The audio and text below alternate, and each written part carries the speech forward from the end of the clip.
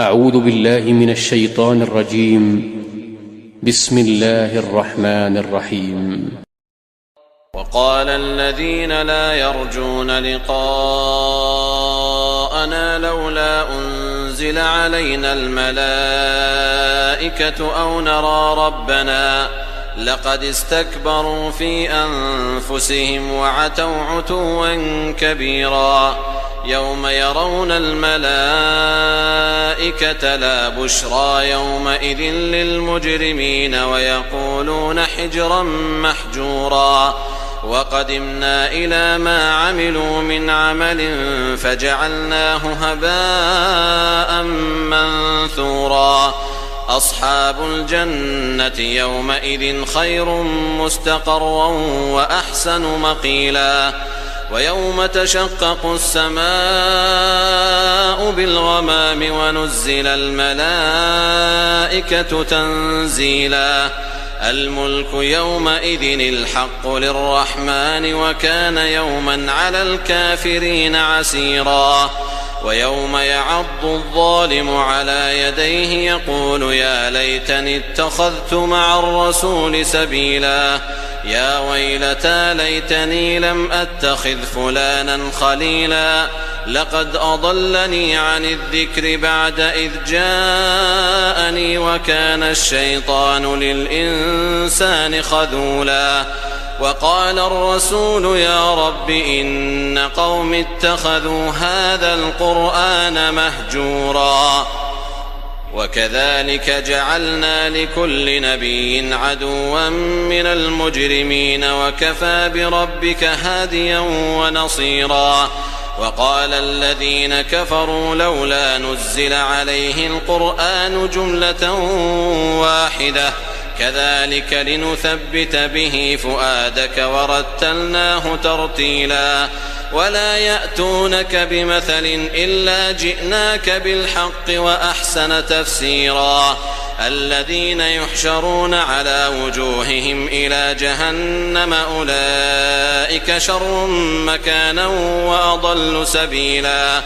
ولقد آتينا موسى الكتاب وجعلنا معه أخاه هارون وزيرا فقلنا اذهبا إلى القوم الذين كذبوا بآياتنا فدمرناهم تدميرا وقوم نوح لما كذبوا الرسل أغرقناهم وجعلناهم للناس آية وأعتدنا للظالمين عذابا أليما وعادا وثمود وأصحاب الرس وقرونا بين ذلك كثيرا وكلا ضربنا له الأمثال وكلا تبرنا تتبيرا ولقد أتوا على القرية التي أمطرت مطر السوء أفلم يكونوا يرونها بل كانوا لا يرجون نشورا وإذا رأوك إن يتخذونك إلا هزوا أهذا الذي بعث الله رسولا إن كاد ليضلنا عن آلهتنا لولا أن صبرنا عليها وسوف يعلمون حين يرون العذاب من أضل سبيلا أرأيت من اتخذ إلهه هواه أفأنت تكون عليه وكيلا أم تحسب أن أكثرهم يسمعون أو يعقلون إن هم إلا كالأنعام بل هم أضل سبيلا ألم تر إلى ربك كيف مد الظل ولو شاء لجعله ساكنا ثم جعلنا الشمس عليه دليلا ثم قبضناه إلينا قبضا يسيرا وهو الذي جعل لكم الليل لباسا والنوم سباتا وجعل النهار نشورا وهو الذي أرسل الرياح بشرا بين يدي رحمته وأنزلنا من السماء ماء طهورا لنحيي به بلدة ميتا ونسقيه مما خلقنا أنعاما وأناسيا كثيرا ولقد صرفناه بينهم ليذكروا فأبى أكثر الناس إلا كفورا ولو شئنا لبعثنا في كل قرية نذيرا فلا تطع الكافرين وجاهدهم به جهادا كبيرا. وهو الذي مرج البحرين هذا عذب فرات وهذا ملح أجاج وجعل بينهما برزخا وحجرا محجورا. وهو الذي خلق من الماء بشرا فجعله نسبا وصهرا وكان ربك قديرا. ويعبدون من دون الله ما لا ينفعهم ولا يضرهم وكان الكافر على ربه ظهيرا. وما أرسلناك إلا مبشرا ونذيرا. قل ما أسألكم عليه من أجر إلا من شاء أن يتخذ إلى ربه سبيلا. وتوكل على الحي الذي لا يموت وسبح بحمده وكفى به بذنوب عباده خبيرا. الذي خلق السماوات والأرض وما بينهما في 6 أيام ثم استوى على العرش الرحمن فاسأل به خبيرا. وإذا قيل لهم اسجدوا للرحمن قالوا وما الرحمن أنسجد لما تأمرنا وزادهم نفورا. تبارك الذي جعل في السماء بروجا وجعل فيها سراجا وقمرا منيرا. وهو الذي جعل الليل والنهار خلفة لمن أراد أن يذكر أو أراد شكورا. وعباد الرحمن الذين يمشون على الأرض هونا وإذا خاطبهم الجاهلون قالوا سلاما. والذين يبيتون لربهم سجدا وقياما. والذين يقولون ربنا اصرف عنا عذاب جهنم إن عذابها كان غراما إنها ساءت مستقرا ومقاما. والذين إذا أنفقوا لم يسرفوا ولم يقتروا وكان بين ذلك قواما. والذين لا يدعون مع الله إلها آخر ولا يقتلون النفس التي حرم الله إلا بالحق ولا يزنون ومن يفعل ذلك يلقى أثاما يضاعف له العذاب يوم القيامة ويخلد فيه مهانا إلا من تاب وآمن وعمل عملا صالحا فأولئك يبدل الله سيئاتهم حسنات وكان الله غفورا رحيما. ومن تاب وعمل صالحا فإنه يتوب إلى الله متابا. والذين لا يشهدون الزور وإذا مروا باللغو مروا كراما. والذين إذا ذكروا بآيات ربهم لم يخروا عليها صما وعميانا. والذين يقولون ربنا هب لنا من أزواجنا وذرياتنا قرة أعين وجعلنا للمتقين إماما أولئك يجزون الغرفة بما صبروا ويلقون فيها تحية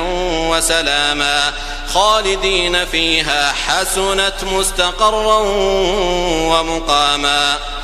قل ما يعبأ بكم ربي لولا دعاؤكم فقد كذبتم فسوف يكون لزاما. بسم الله الرحمن الرحيم. طاسيم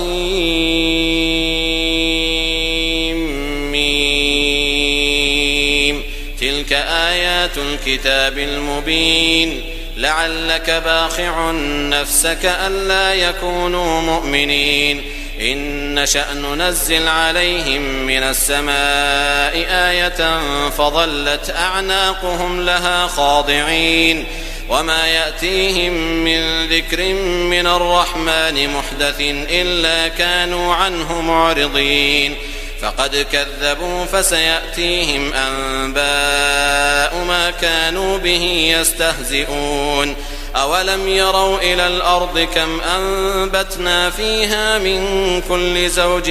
كريم إن في ذلك لآية وما كان أكثرهم مؤمنين وإن ربك لهو العزيز الرحيم وإذ نادى ربك موسى أن ائت القوم الظالمين قوم فرعون ألا يتقون قال رب إني أخاف أن يكذبون ويضيق صدري ولا ينطلق لساني فأرسل إلى هارون ولهم علي ذنب فأخاف أن يقتلون قال كلا فاذهبا بآياتنا إنا معكم مستمعون فأتيا فرعون فقولا إنا رسول رب العالمين أن أرسل معنا بني إسرائيل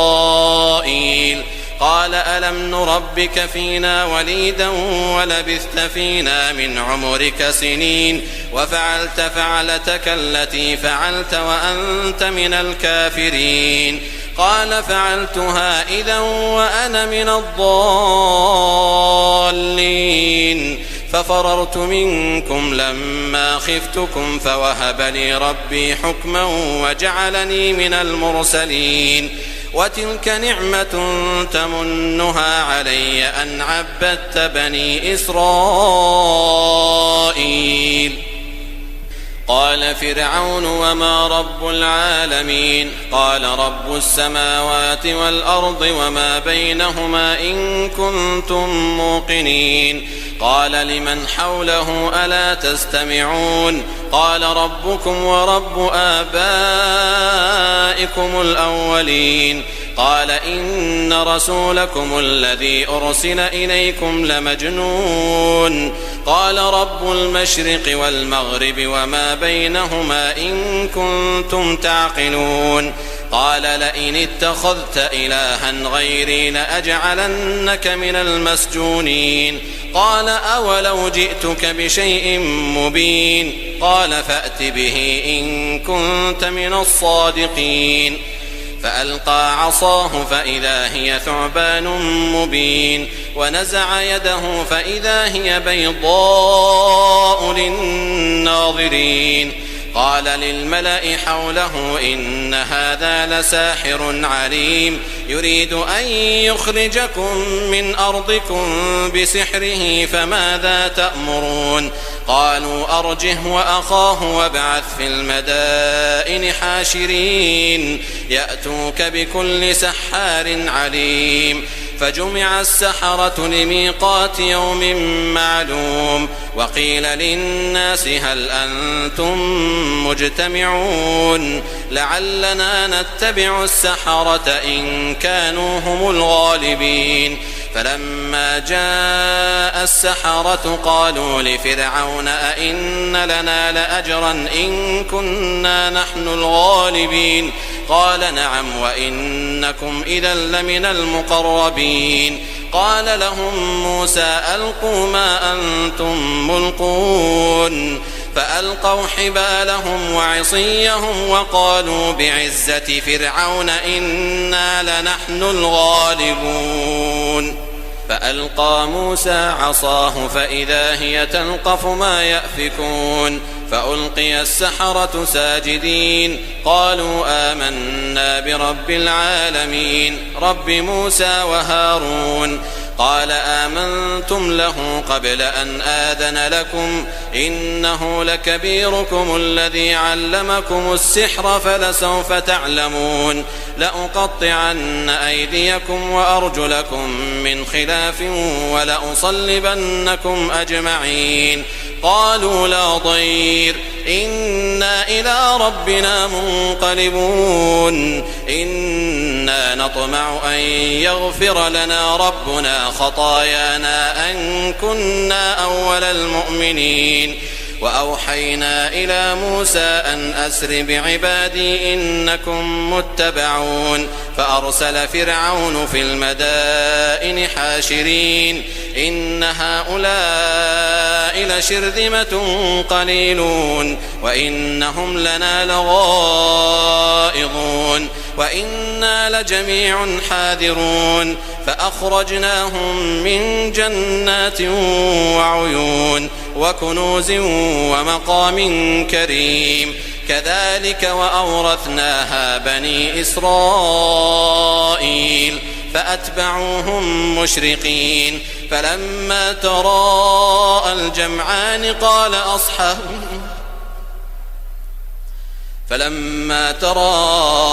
الجمعان قال أصحاب موسى إنا لمدركون قال كلا إن معي ربي سيهدين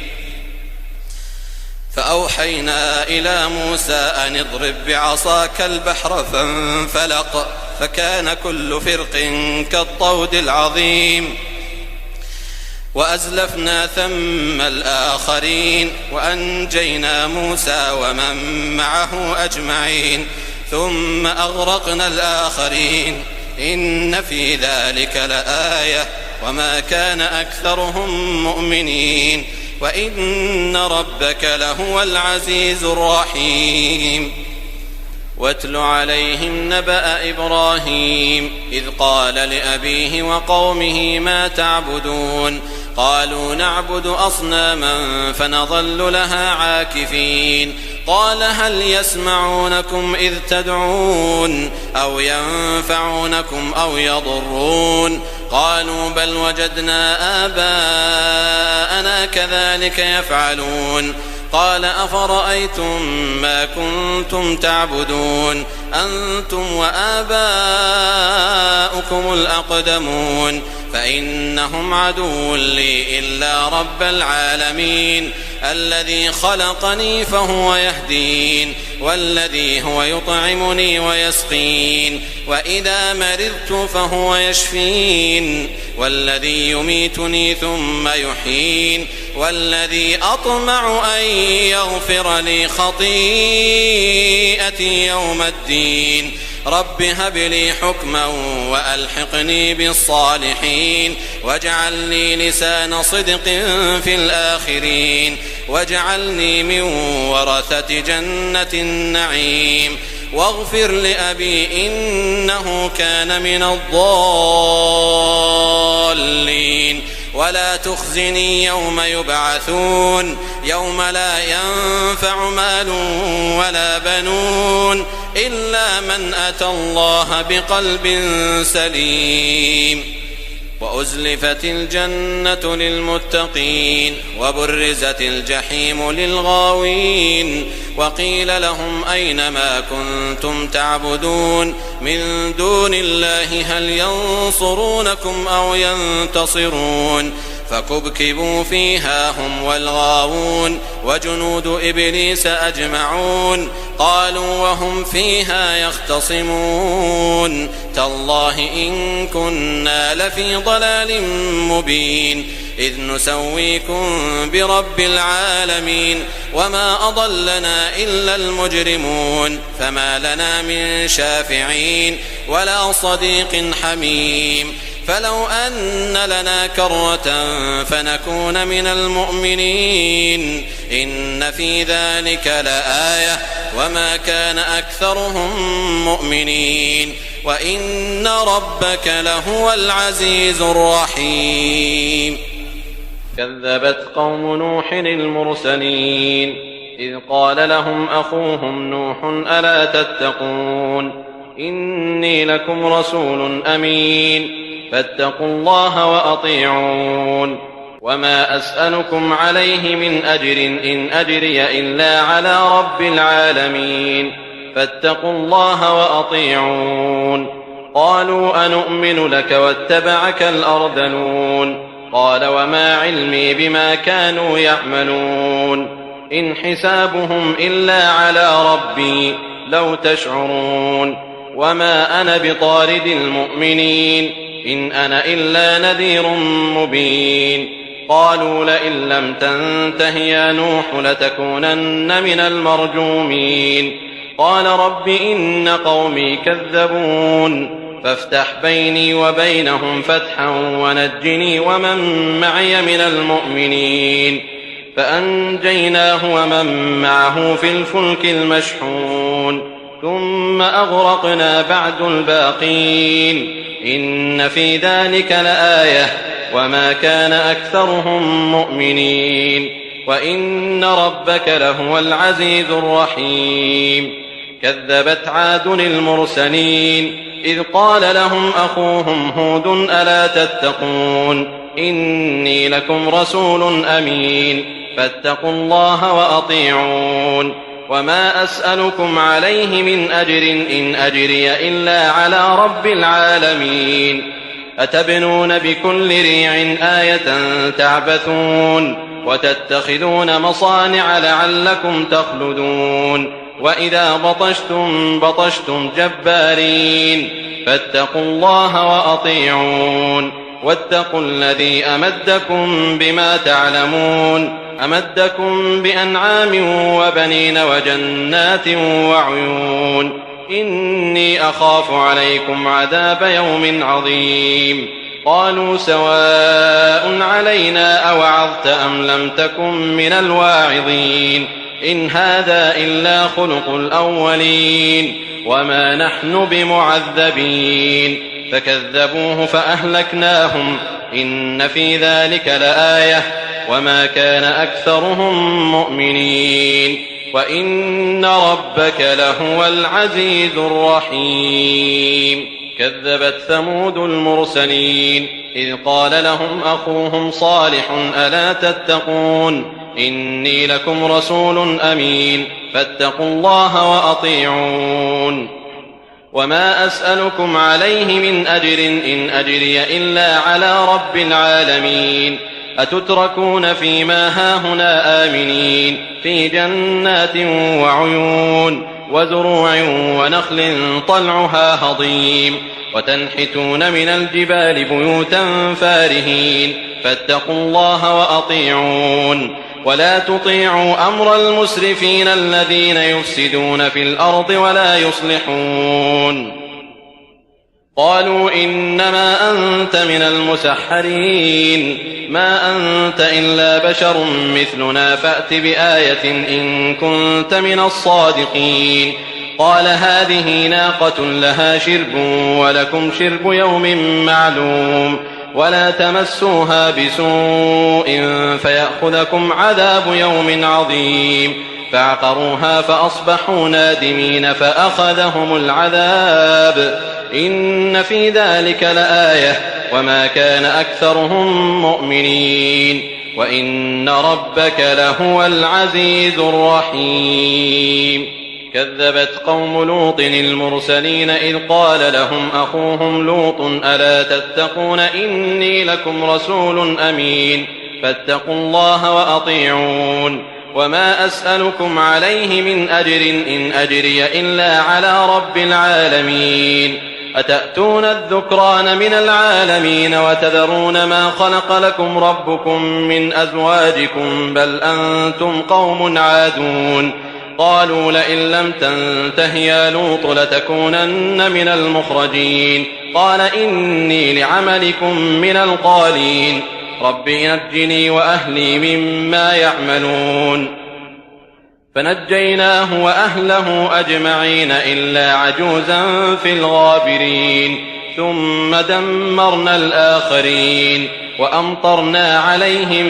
مطرا فساء مطر المنذرين إن في ذلك لآية وما كان أكثرهم مؤمنين وإن ربك لهو العزيز الرحيم كذب أصحاب الأيكة المرسلين إذ قال لهم شعيب ألا تتقون إني لكم رسول أمين فاتقوا الله وأطيعون وما أسألكم عليه من أجر إن أجري إلا على رب العالمين أوفوا الكيل ولا تكونوا من المخسرين وزنوا بالقسطاس المستقيم ولا تبخسوا الناس أشياءهم ولا تعثوا في الأرض مفسدين واتقوا الذي خلقكم والجبلة الأولين قالوا إنما أنت من المسحرين وما أنت إلا بشر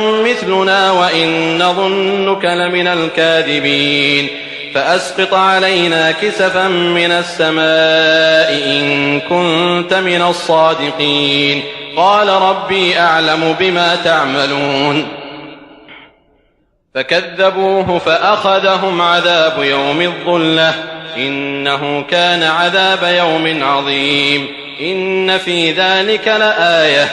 وما كان أكثرهم مؤمنين وإن ربك لهو العزيز الرحيم وإنه لتنزيل رب العالمين نزل به الروح الأمين على قلبك لتكون من المنذرين بلسان عربي مبين وإنه لفي زبر الأولين أولم يكن لهم آية أن يعلمه علماء بني إسرائيل ولو نزلناه على بعض الأعجمين فقرأه عليهم ما كانوا به مؤمنين كذلك سلكناه في قلوب المجرمين لا يؤمنون به حتى يروا العذاب الأليم فيأتيهم بغتة وهم لا يشعرون فيقولوا هل نحن منظرون أفبعذابنا يستعجلون أفرأيت إن متعناهم سنين ثم جاءهم ما كانوا يوعدون ما أغنى عنهم ما كانوا يمتعون وما أهلكنا من قرية إلا لها منذرون ذكرى وما كنا ظالمين وما تنزلت به الشياطين وما ينبغي لهم وما يستطيعون إنهم عن السمع لمعزولون فلا تدع مع الله إلها آخر فتكون من المعذبين وأنذر عشيرتك الأقربين واخفض جناحك لمن اتبعك من المؤمنين فإن عصوك فقل إني بريء مما تعملون وتوكل على العزيز الرحيم الذي يراك حين تقوم وتقلبك في الساجدين إنه هو السميع العليم هل أنبئكم على من تنزل الشياطين تنزل على كل أفاك أثيم يلقون السمع وأكثرهم كاذبون والشعراء يتبعهم الغاوون ألم تر أنهم في كل واد يهيمون وأنهم يقولون ما لا يفعلون إلا الذين آمنوا وعملوا الصالحات وذكروا الله كثيرا وانتصروا من بعد ما ظلموا وسيعلم الذين ظلموا أي منقلب ينقلبون بسم الله الرحمن الرحيم طاسين تلك آيات القرآن وكتاب مبين هدى وبشرى للمؤمنين الذين يقيمون الصلاة ويؤتون الزكاة وهم بالآخرة هم يوقنون إن الذين لا يؤمنون بالآخرة زينا لهم أعمالهم فهم يعمهون أولئك الذين لهم سوء العذاب وهم في الآخرة هم الأخسرون وإنك لتلقى القرآن من لدن حكيم عليم إذ قال موسى لأهله إني آنست نارا سآتيكم منها بخبر أو آتيكم بشهاب قبس لعلكم تصطلون فلما جاءها نودي أن بورك من في النار ومن حولها وسبحان الله رب العالمين يا موسى إنه أنا الله العزيز الحكيم وألق عصاك فلما رآها تهتز كأنها جان ولا مدبرا ولم يعقب يا موسى لا تخف إني لا يخاف لدي المرسلون إلا من ظلم ثم بدل حسنا بعد سوء فإني غفور رحيم. وأدخل يدك في جيبك تخرج بيضاء من غير سوء في 9 آيات إلى فرعون وقومه إنهم كانوا قوما فاسقين. فلما جاءتهم آياتنا مبصرة قالوا هذا سحر مبين وجحدوا بها واستيقنتها أنفسهم ظلما وعلوا فانظر كيف كان عاقبة المفسدين.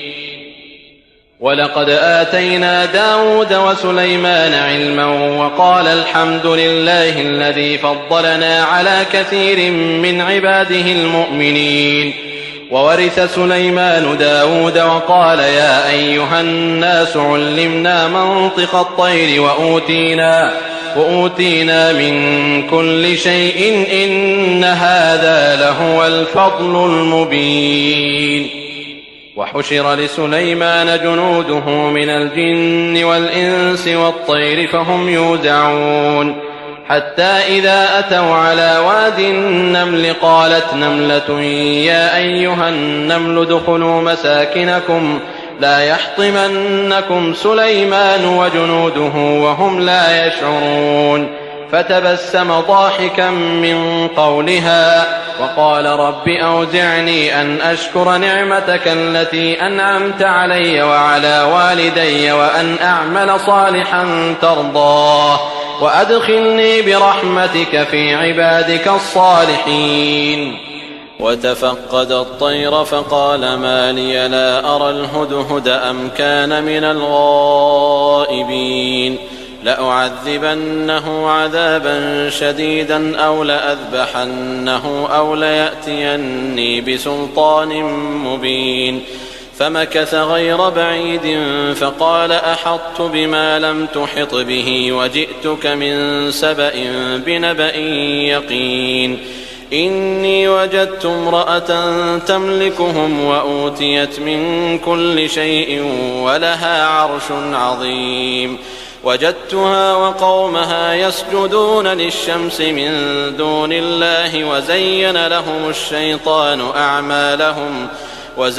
لهم الشيطان أعمالهم فصدهم عن السبيل فهم لا يهتدون. ألا يسجدوا لله الذي يخرج الخبأ في السماوات والأرض ويعلم ما تخفون وما تعلنون. الله لا إله إلا هو رب العرش العظيم. قال سننظر أصدقت أم كنت من الكاذبين. اذهب بكتابي هذا فألقه إليهم ثم تول عنهم فانظر ماذا يرجعون. قالت يا أيها الملأ إني ألقي إلي كتاب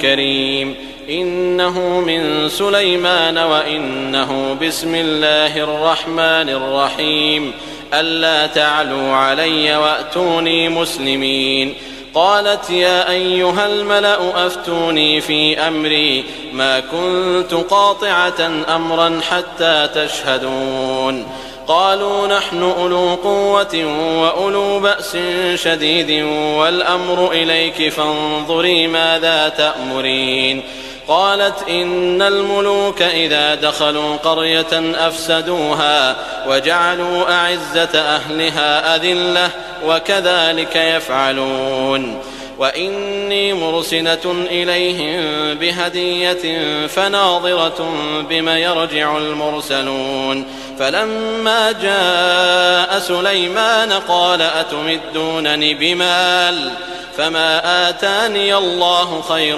مما آتاكم بل أنتم بهديتكم تفرحون. ارجع إليهم فلنأتينهم بجنود لا قبل لهم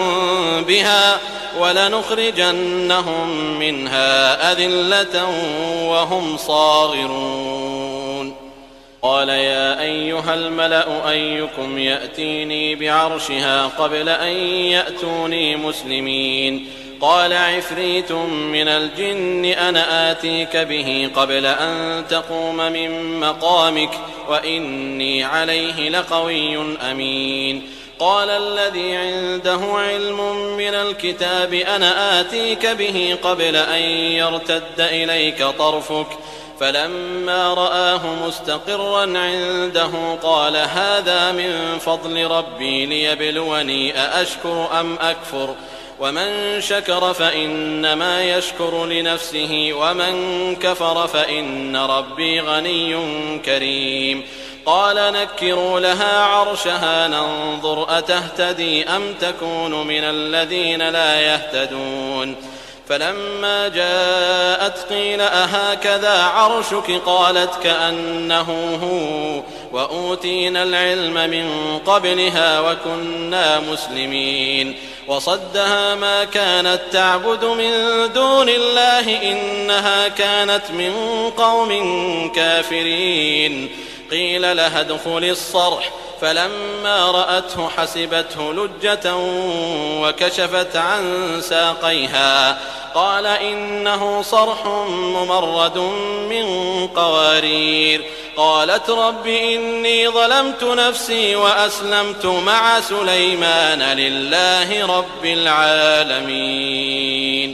ولقد أرسلنا إلى ثمود أخاهم صالحا أن اعبدوا الله فإذا هم فريقان يختصمون. قال يا قوم لم تستعجلون بالسيئة قبل الحسنة لولا تستغفرون الله لعلكم ترحمون. قالوا اطيرنا بك وبمن معك قال طائركم عند الله بل أنتم قوم تفتنون. وكان في المدينة 9 رهط يفسدون في الأرض ولا يصلحون. قالوا تقاسموا بالله لنبيتنه وأهله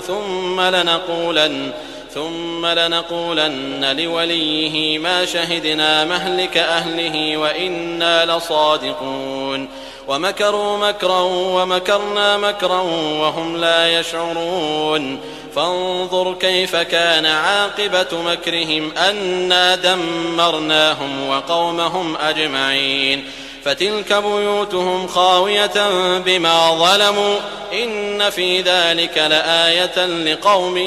يعلمون. وأنجينا الذين آمنوا وكانوا يتقون. ولوطا إذ قال لقومه أتأتون الفاحشة وأنتم تبصرون أئنكم لتأتون الرجال شهوة من دون النساء بل أنتم قوم تجهلون. فما كان جواب قومه إلا أن قالوا أخرجوا آل لوط من قريتكم إنهم أناس يتطهرون. فأنجيناه وأهله إلا امرأته قدرناها من الغابرين. وأمطرنا عليهم مطرا فساء مطر المنذرين. قل الحمد لله وسلام على عباده الذين اصطفى الله خير أما يشركون.